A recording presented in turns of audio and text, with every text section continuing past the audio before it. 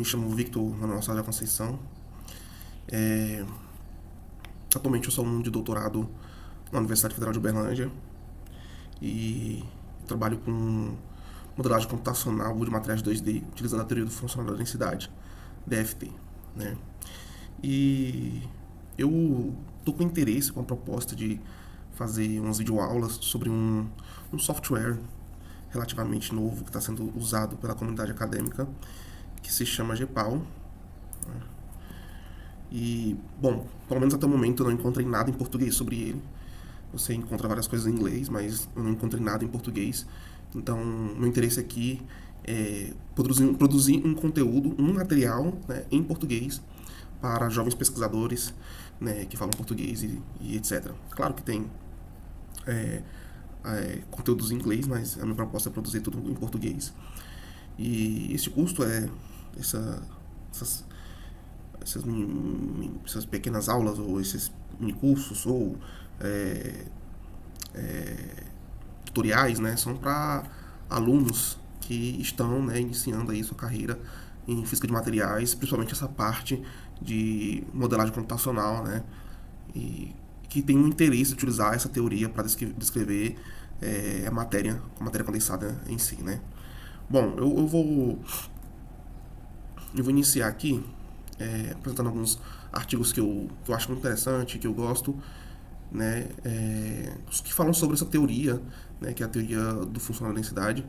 Eu acho muito legal esse artigo aqui do Klaus Capelli, que é uma visão de ave, né, sobre a teoria do funcional da densidade. E eu também gosto muito desse livro do George Koranoff, né. São artigos que são bons, né, são artigos interessantes para quem quer se aprofundar mais no conteúdo. Esse livro também, né, para quem quer se aprofundar mais. Bom, você pode estar se perguntando o que é o DFT, né? O DFT é uma teoria que a gente consegue descrever as propriedades de sistemas de muitos elétrons utilizando a densidade eletrônica. A densidade eletrônica, ela vira uma função, né, de funcionais. A gente vai falar um pouco melhor sobre isso, porém aqui eu não vou me aprofundar nessa teoria, ok? Deixo claro que esse slide aqui é um slide meu antigo, de uma apresentação que eu passei com o meu grupo, e acabei que eu estou reaproveitando ele, mas eu não vou entrar em detalhe de todas as equações que estão aqui, de todos os tópicos que estão aqui. Eu vou passar muito por cima, porque não é esse o objetivo do curso, né? Não é esse o objetivo dos tutoriais. Se caso você quer aprender mais sobre DFT, tem diversos materiais para você fazer uso. Bom, por que usar o DFT? Né? Você pode estar se perguntando o que é DFT ou por que usar DFT. Eu gosto sempre de relembrar sobre o passado, né? Relembrar sobre mecânica clássica, por exemplo. Você tem uma coisa, né? Você tem uma coisa na realidade, que é o movimento dos corpos, por exemplo, e você tenta descrever esse movimento dos corpos matematicamente, e você cai ali, né, em como descrever isso. Você utiliza aí das leis de Newton, e você com essas leis de Newton e também com as equações do movimento ali, você consegue descrever, né, com uma exatidão boa, tá? Exceto em alguns casos que você tem que considerar o atrito do ar e tudo mais, que aí, né, fica uma conta mais pesada, mas quando você desconsidera certas coisas, você está utilizando uma aproximação e você consegue prever bem alguns resultados. O DFT é basicamente isso, só que pro lado quântico. Você utiliza-se de aproximações, né, de insights dado por alguns cientistas, ao qual você consegue descrever um sistema quântico, né? Vamos pensar num material, como por exemplo o grafeno, com uma certa exatidão. Ele erra, óbvio, porém a gente sabe onde ele erra, a gente sabe onde ele tem a defasagem dele com o experimento. Então você pode fazer uma medida e falar, olha, esse material ele é bom para isso, porém, para ter certeza que ele é bom mesmo, vamos fazer o experimento, né? E por que não faz logo o experimento? Porque às vezes o experimento ele é massivamente cansativo, ou em teoria você não sabe muito bem qual é o material que você quer. Então você pode pensar, olha, eu quero um material que tenha tais propriedades. Imagina o instrumental tendo que testar todos os materiais para encontrar essa propriedade. Não, a gente pega a teoria, que é o DFT, e faz esse teste computacional. Está dizendo, olha, esse material é bom para isso. Aí ele vai lá e faz o experimento e verifica que é bom. Muitas vezes também, o experimental ele faz o experimento, acontece alguns fenômenos físicos ali que ele não consegue explicar. Então a gente, com a teoria do funcional da densidade, a gente faz os cálculos teóricos e consegue explicar mais ou menos ali o que está acontecendo, né, com as ferramentas que a gente tem. Então, no caso do DFT, né, a densidade eletrônica total do sistema é uma grandeza fundamental. Eu vou dar uma pincelada rapidinho aqui, né, sobre mecânica quântica. Então, quando a gente estuda um pouco de mecânica quântica, nós temos o Hamiltoniano, né, que é geralmente energia cinética, energia potencial, que atua sobre os elétrons, né, sobre os sistemas quânticos, aplicado na função de onda, que nos dará, né, os altos estados desse Hamiltoniano. E, bom, parece simples, porém, quando a gente tem um elétron numa caixa, é um problema simples. Porém, quando a gente tem um sistema de muitos elétrons, né, o que acontece é que o nosso Hamiltoniano se torna um problema que a gente chamamos na mecânica, que nós chamamos atualmente de problema de muitos corpos. E esse Hamiltoniano é massivamente grande, porque nós temos interações, nós temos interação do núcleo com o núcleo, interação de energia cinética do núcleo, interação de energia cinética, energia potencial do núcleo, energia potencial do elétron do núcleo, nós temos energia cinética do elétron e nós temos uma energia potencial elétron-elétron. Então, é um problema de n mais n graus de liberdade, 3 vezes n mais n graus de liberdade. Então, n minúsculo seria o número de elétrons, mais m o número de prótons. Então, é um problema praticamente impossível de resolver. Eu diria que impossível. Tá? E o que acontece? Existem aproximações para resolver isso e tudo mais. Só que aí surgiu uma aproximação que se chama a aproximação de Bohr-Oppenheim, que ele diz o seguinte, ó, devido à grande diferença entre as massas dos núcleos dos elétrons, os elétrons devem seguir o movimento do núcleo, enquanto o núcleo enxerga um potencial efetivo que é gerado pelos elétrons.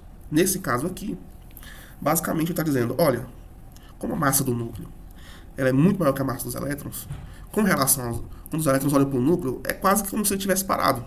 Então vamos fazer o seguinte, vamos esquecer os termos, né, de energia cinética dos núcleos. Né? Então nós tínhamos aqui, ó, nós tínhamos energia cinética do núcleo, a energia potencial de repulsão núcleo-núcleo, né? E claro, a energia de atração, né, de potencial de atração do elétron do núcleo.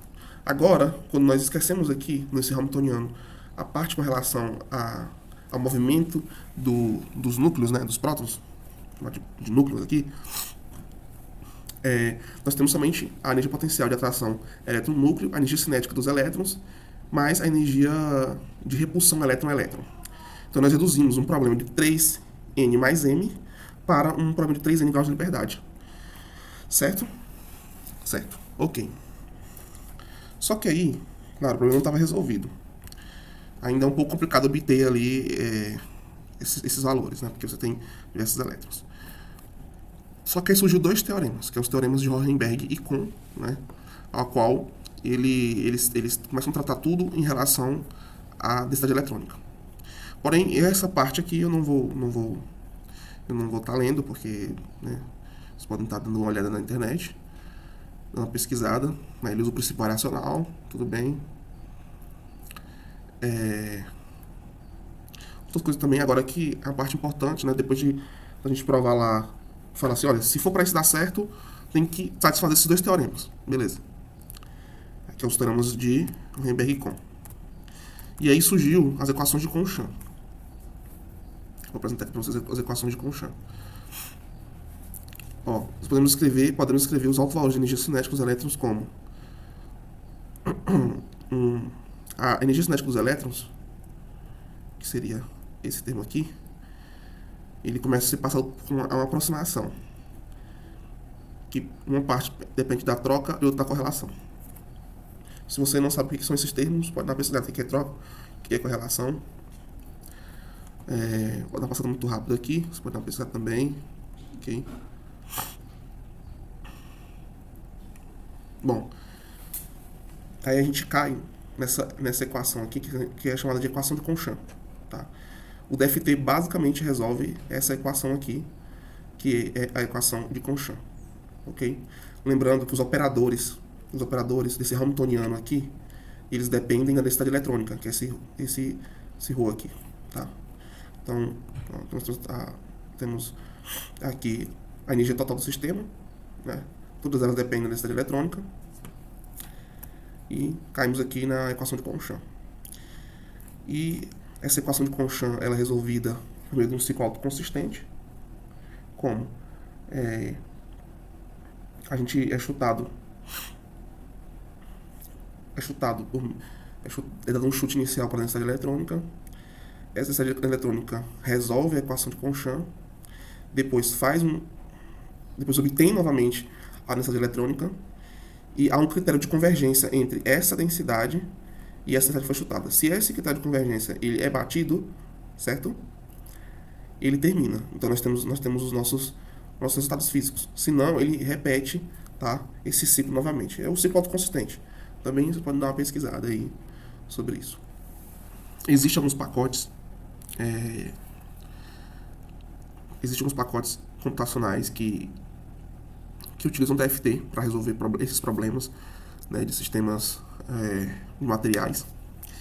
Temos o QuantoExpresso, que é gratuito. O VASP. O VASP é um código pago, tá? Um código muito utilizado no meio acadêmico. E eu quero trabalhar um pouco com o GPAL. Eu já trabalhei um pouco com ele, porém eu não encontrei material em português. Conheço pessoas que utilizam, mas não tem material em português. Eu quero produzir material para esse código. Ele é um código aberto, tá? Então ele é um código gratuito, que qualquer pessoa que queira começar a trabalhar com essa parte teórica da física de materiais pode estar utilizando.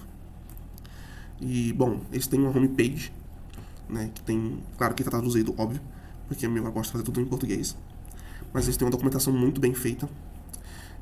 O GPAL é um código em Python, né, de introdução da cidade, baseado no método de ondas planas aumentadas por projetor.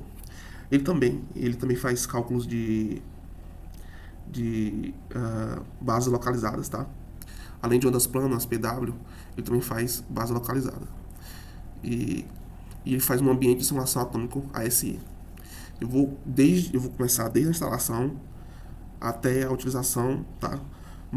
Como montar o material, tudo eu quero estar ensinando aqui.